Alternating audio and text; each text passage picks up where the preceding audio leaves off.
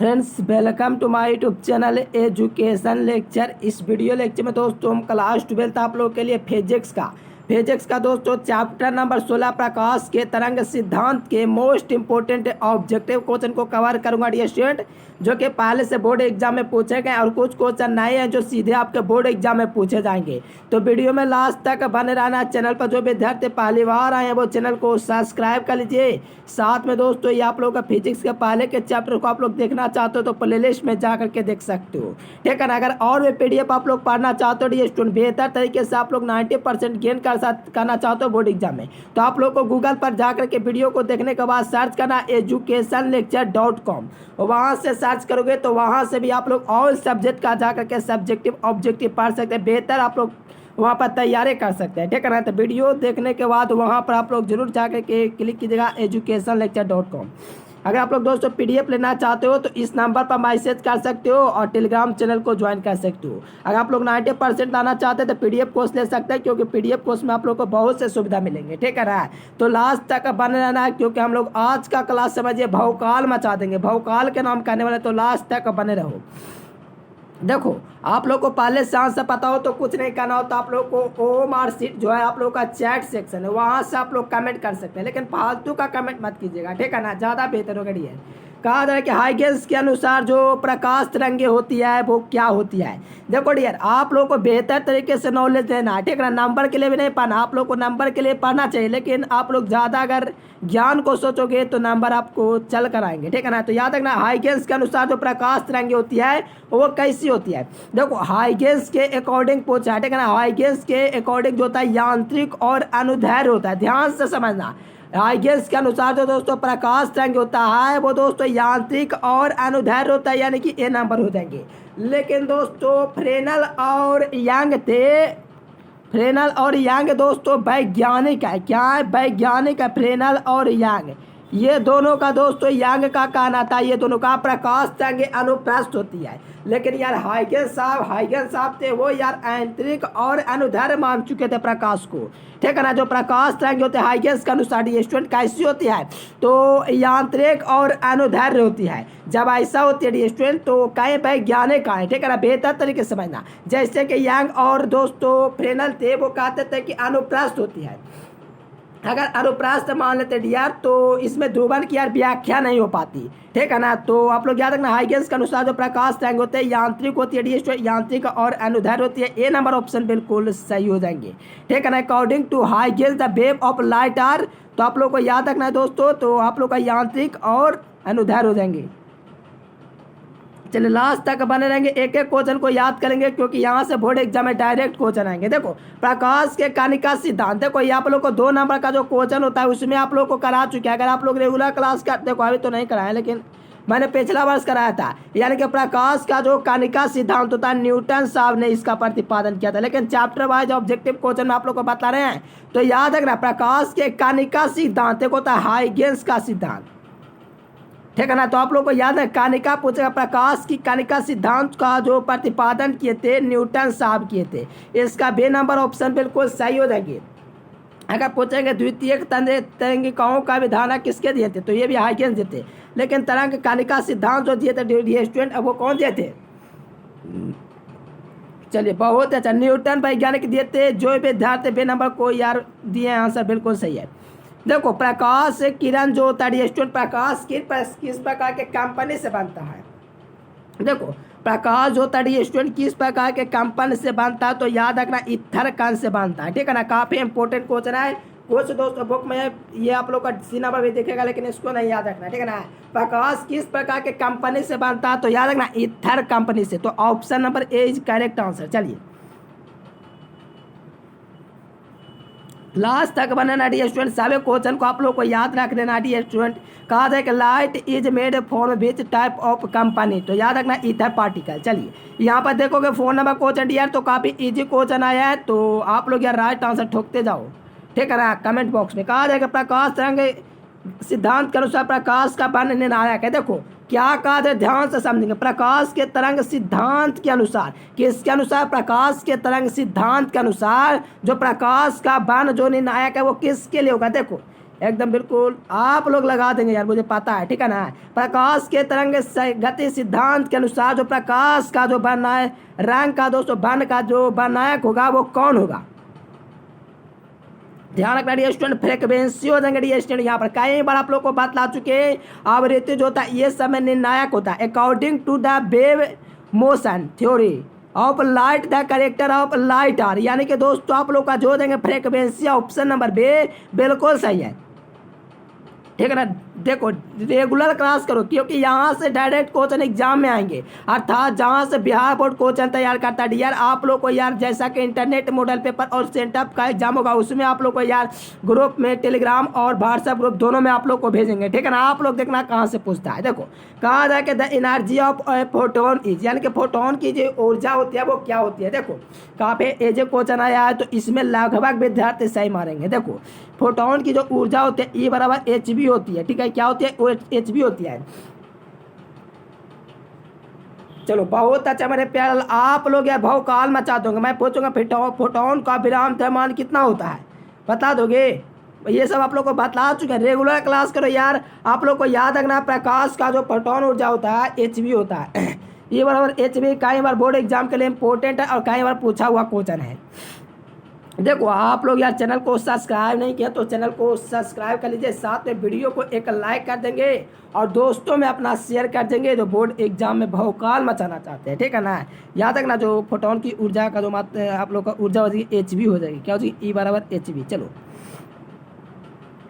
देखो अपन ने बतलाए थे कि द्वितीयक तरंगिकाओं का जो अवधारणा दिए थे डियर स्टूडेंट, वो कौन दिए थे? देखो कहा जाए the concept of secondary wavelets was given by, यानी कि जो सेकेंडरी जो वेवलेट्स था दोस्तों वो किसके द्वारा दिया गया था? द्वितीयक तरंगिका, ठीक है ना। मेरे प्यारे लाल आप लोग तो भौकाल मचा दोगे, आप लोग खाली कमेंट कीजिए इसका राइट आंसर क्या देंगे, जो भी ऑप्शन लगे यार कमेंट करते जाओ। न्यूटन हो जाएंगे, हाइगेंस हो जाएंगे, कि इनमें से कोई नहीं कि फ्रेनल हो जाएंगे। चलो आप लोग को बोले ना कि आप लोग का कणिका सिद्धांत न्यूटन साहब लिखे, ठीक है ना, न्यूटन साहब। लेकिन आप लोग का दोस्तों जो तरह द्वितीयक तरंगिका होता है स्टूडेंट, इसके जो लेखक आप लोग का अवधारणा दिए थे वो हाइगेंस वैज्ञानिक नाम दिए थे। कौन थे? हाइगेंस वैज्ञानिक नाम, ठीक है ना। तो याद रखो डियर स्टूडेंट, यहाँ से बोर्ड एग्जाम में डायरेक्ट क्वेश्चन आएंगे। हाइगेंस साहब थे, वो क्या दिए थे? तो आप लोग को याद रखना है दोस्तों, द्वितीयक तरंगिकाओं की अवधारणा हाइगेंस साहब दिए थे, ठीक है ना। याद कर लो, काफी इंपॉर्टेंट है मेरे डियर। मैं कैसे आप लोग को बतलाऊं, काफी इंपॉर्टेंट है। मैं दोस्तों आप लोग को बतला ही सकता हूँ, यहाँ पर काफी इंपॉर्टेंट है। जब आप लोग को सेंटअप और इंटरनेट का मॉडल पेपर फाइनल एग्जाम होगा तो पता चलेगा कितना इजी क्वेश्चन आपके बोर्ड एग्जाम में पूछे जाते हैं। आप लोग रेगुलर क्लास कीजिए, चैप्टर वाइज प्लेलिस्ट बना हुआ है, वहाँ से भी आप लोग अध्ययन कर सकते हो। और मैंने दोस्तों वेबसाइट भी आप लोग को बतला रखा है, educationlecture.com, गूगल पर सर्च करके वहाँ से पढ़ सकते हैं। चलो डियर यहाँ पर आप लोग को 7 नंबर क्वेश्चन आ गया, तो आप लोग कमेंट करते जाना, ठीक है ना। कहा जा रहा है क्या, ध्यान से समझेंगे। देखो 2 नंबर का क्वेश्चन है, कहा जाएगा कि इस वक्त किसी बिंदुवत स्रोत से परिमित दूरी पर दोस्तों जो तरंगाग्र कहलाता है वो क्या कहलाता है? देखो किसी बिंदुवत स्रोत से जो परिमित दूरी पर जो हमारा कहलाएगा ये स्टूडेंट गोलाकार तरंगाग्र कहलाएगा। अर्थात किसी बिंदु स्रोत से परिमित दूरी पर जो तरंगाग्र कहलाएगा वो क्या कहलाएगा? तो गोलाकार तरंगाग्र कहलाएगा। आप लोग यार भौकाल मचाते जाना, इसका जो विद्यार्थी ए नंबर लगाए गोलाकार, बिल्कुल उनका सही उत्तर है, ठीक है ना। चलिए बहुत अच्छा डियर स्टूडेंट, जो कि किसी बिंदु से परिमित दूरी पर जो तरंगाग्र कहलाएगा हमारा दोस्तों गोलाकार तरंगाग्र कहलाएगा, तो A number option is correct. चलिए देखो यहाँ पर 8 नंबर क्वेश्चन देखोगे तो कहा जा रहा है कि न्यूटन के अनुसार प्रकाश का जो वेग होता है वो कैसा होता है। देखो ये सब काफ़ी इंपॉर्टेंट क्वेश्चन के अंतर्गत आता है डियर, जितना भी मैं आप लोग को कराता हूँ काफ़ी इंपॉर्टेंट होता है। चैप्टर वाइज यार देख लो, आप लोग अगर PDF कोर्स भी लिए हो तो आप लोग को पता है कि मैं विशेष ज्ञान देते हुए चलता हूँ। जो यार PDF कोर्स लिया है वो नहीं लिया है वो ले लीजिएगा, ठीक है ना। और तो भी क्लास कीजिएगा, क्योंकि यहाँ पर आप लोग को बेहतर सुविधा मिलेगी। देखो वायु की अपेक्षा दोस्तों जल में अधिक होता है, न्यूटन के अनुसार दोस्तों प्रकाश का वेग होता है दोस्तों, ठीक है ना, वेलोसिटी। चलो याद कर लो, काफ़ी इंपॉर्टेंट क्वेश्चन है डियर, जो कि बोर्ड एग्जाम में डायरेक्ट पूछे जाएंगे। कहा जा रहा है कि न्यूटन के अनुसार, न्यूटन के अकॉर्डिंग जो होता है दोस्तों वेलोसिटी ऑफ लाइट का वो दोस्तों क्या होता है? तो वायु की अपेक्षा जल में अधिक होता है, ठीक है ना। तो याद रखना वायु की अपेक्षा जल में अधिक होती है का, तो प्रकाश का वेग। तो याद रखना काफी इंपॉर्टेंट क्वेश्चन के अंतर्गत आएंगे, तो A number option is correct answer. चलिए 9 नंबर क्वेश्चन देखोगे तो कहा जा रहा है डियर स्टूडेंट के प्रकाश के तरंग सिद्धांत द्वारा किसकी व्याख्या नहीं होती है। देखो प्रकाश के तरंग सिद्धांत के द्वारा किसकी यार व्याख्या नहीं होती है। देखो डियर स्टूडेंट प्रकाश के तरंग सिद्धांत के अनुसार जो किसकी व्याख्या नहीं होती है वो आप लोग कमेंट कर सकते हो, क्योंकि अपन अभी बतला चुके हैं इसका राइट आंसर क्या हो जाएंगे। देखो ये नहीं बतलाए थे, दूसरा वाला बतलाए थे जैसा कि शुरू में बतलाए थे। देखो ये प्रकाश के तरंग सिद्धांत बोल रहा है, प्रकाश के तरंग सिद्धांत के अनुसार जो दोस्तों तरंग आती होता है किसकी इसमें व्याख्या नहीं हो पाती है, तो याद रखना प्रकाश विद्युत उत्सर्जन। दोस्तों प्रकाश के तरंग सिद्धांत के द्वारा किसकी व्याख्या नहीं होता, प्रकाश के तरंग सिद्धांत द्वारा, तो याद रखना प्रकाश विद्युत उत्सर्जन, ठीक है ना। चलो याद कर लो, काफी इंपॉर्टेंट क्वेश्चन है डियर, एक एक क्वेश्चन को खाली आप लोग याद कर लो ना यार, भौकाल मचा दोगे एग्जाम में, क्योंकि यही सब क्वेश्चन आपके एग्जाम में आएंगे। देखो डियर स्टूडेंट आप लोग बिल्कुल भौकाल मचा दो इस क्वेश्चन का राइट आंसर देख करके। कहा जा रहा है कि यदि प्रकाश स्रोत एक बारीक रेखा चित्र के समान से उसके परिमित दूरी पर दोस्तों होता है। देखो ये सब क्वेश्चन दोस्तों जैसे कि मॉडल सेट होगा, क्वेश्चन बैंक होगा, ये सब क्वेश्चन बैंक तो जाहिर सी बात है कि वो डिपेंड करता पूछा है कि नहीं, लेकिन दोस्तों मॉडल सेट में ये सब क्वेश्चन हम ऐड करेंगे, क्योंकि ये सब क्वेश्चन काफी इंपॉर्टेंट क्वेश्चन के अंतर्गत आ रहा है।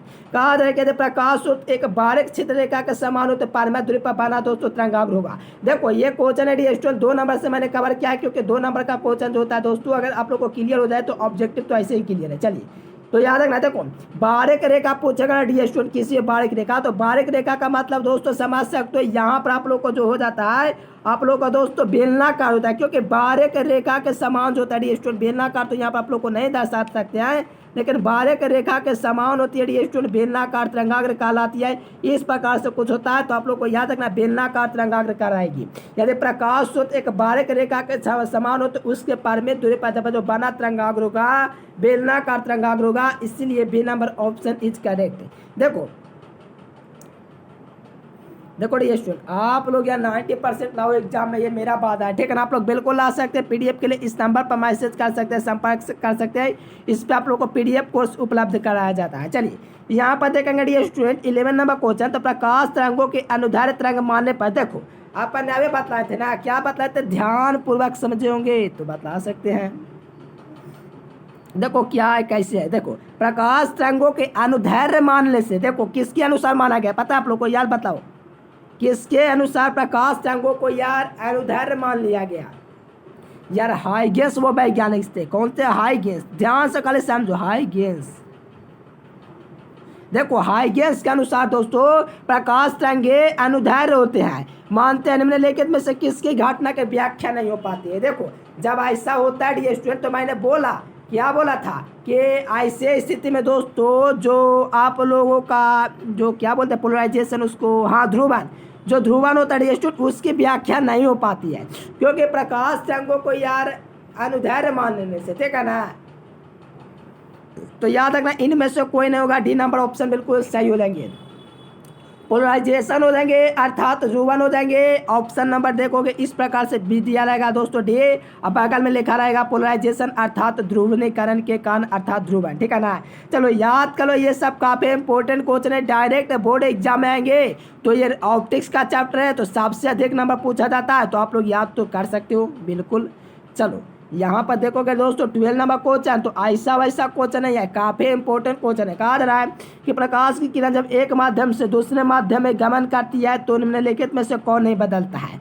देखो यार ये तो यार क्वेश्चन है, मैं क्या बतलाऊँ यार क्वेश्चन के बारे में, आप लोग बता दो क्या है।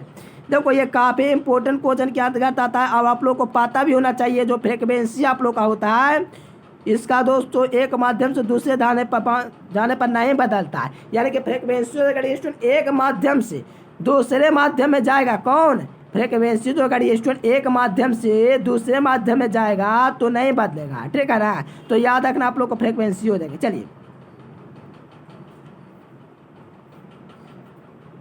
देखो आप लोग देखोगे दोस्तों 13 नंबर क्वेश्चन, तो कहा जा रहा है कि अज्ञात आकार वाले सुदूर स्रोत से आने वाले प्रकाश तरंगाग्र होता है। देखो अज्ञात मतलब समझे यार, बताओ तो आप लोग ज्ञात माने क्या समझे। अज्ञात माने कोई ज्ञात नहीं है, कोई आकार ज्ञात नहीं है। और दोस्तों सुदूर स्रोत, ठीक है ना, सुदूर स्रोत से आने वाले प्रकाश तरंगे जो होता है स्टूडेंट समतल के इक्वल हो जाते हैं, क्योंकि समतल यानी कि दोस्तों इव है, ठीक है ना। तो ये आप लोगों का जो हो जाएंगे स्टूडेंट अज्ञात यानी कि लिमिट नहीं है इसका, ठीक है ना। तो समतल तरंगांक के अंतर्गत आएगा स्टूडेंट, ये सब क्वेश्चन काफ़ी इंपॉर्टेंट है, ठीक है ना। चलो याद रखना समतल हो जाएंगे dear student, A number is correct. चलिए अब ऐसा क्वेश्चन आया है तो इसमें लाजमी है कि आप लोग बता सकते हो। शुरुआती क्वेश्चन था प्रकाश के कणिका सिद्धांत का प्रतिपादन न्यूटन ने किया था, ये पता है आप लोग को, लेकिन न्यूटन साहब कब किए थे ये आप लोग बताइए। जो न्यूटन साहब थे डियर स्टूडेंट वो कब किए थे, तो याद रखना 1675 ईस्वी का वो दिन ईस्वी था, ठीक है ना। 1675 ईस्वी को डियर स्टूडेंट प्रकाश के कण का सिद्धांत का प्रतिपादन न्यूटन नामक वैज्ञानिक ने किया था। ए नंबर इज करेक्ट आंसर, ठीक है ना। चलो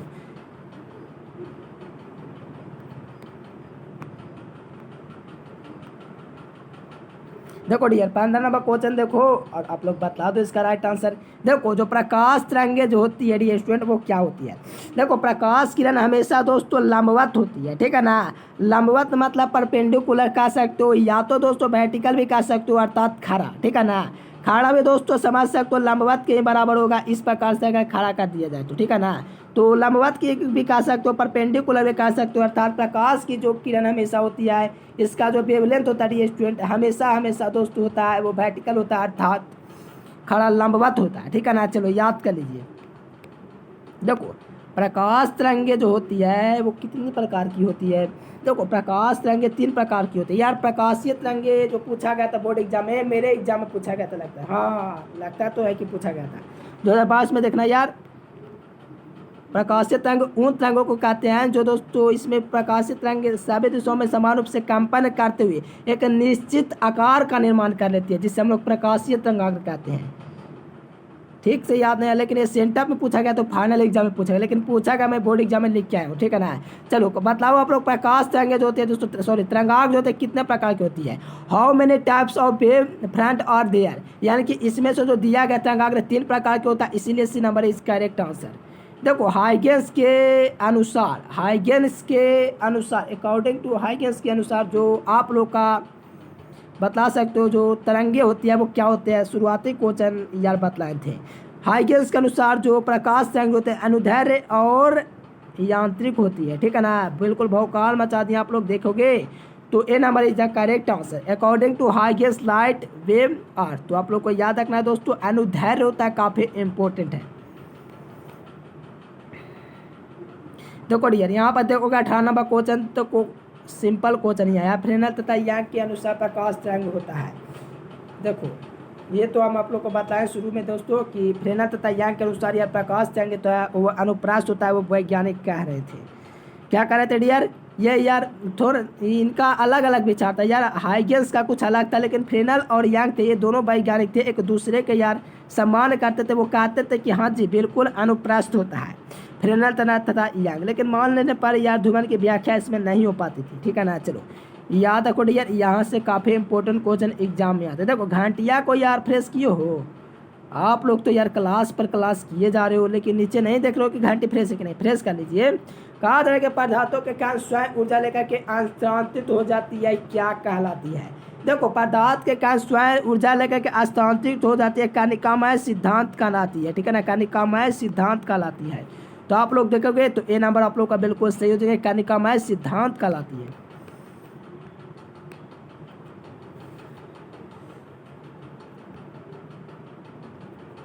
देखिए डियर 20 नंबर क्वेश्चन में कहा है कि हाइगेंस के अनुसार प्रकाश तरंगे किस गति के रूप में होते हैं। देखो हाइगेंस के जो अनुसार होता है स्टूडेंट उसके अनुसार जो प्रकाश तरंग का जो संचरण होता है किस गति के रूप में होता है।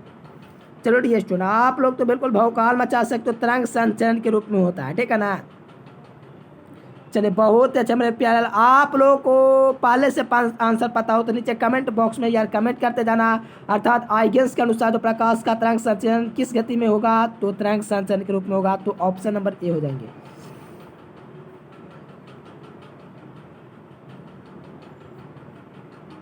कहा जा रहा है स्टूडेंट के प्रकाश के द्वितीयक तरीकाओं का सिद्धांत का प्रतिपादन दोस्तों कौन किए थे। देखो मैंने अभी आप लोग को शुरुआत में बतलाया था, द्वितीयक तरीकाओं का विधान दोस्तों हाइगेंस साहब वैज्ञानिक ने दिए थे, ठीक है ना। तो इसका बी नंबर जो विद्यार्थी लगाए उनका बिल्कुल सही उत्तर हो जाएंगे स्टूडेंट। क्या होगा, हाइगेंस के अनुसार द्वितीय तरीकाओं का सिद्धांत प्रतिपादित किए थे हाइगेंस नामक वैज्ञानिक किए दिए थे, ठीक है ना। याद रखना काफी इंपोर्टेंट क्वेश्चन के अंतर्गत है।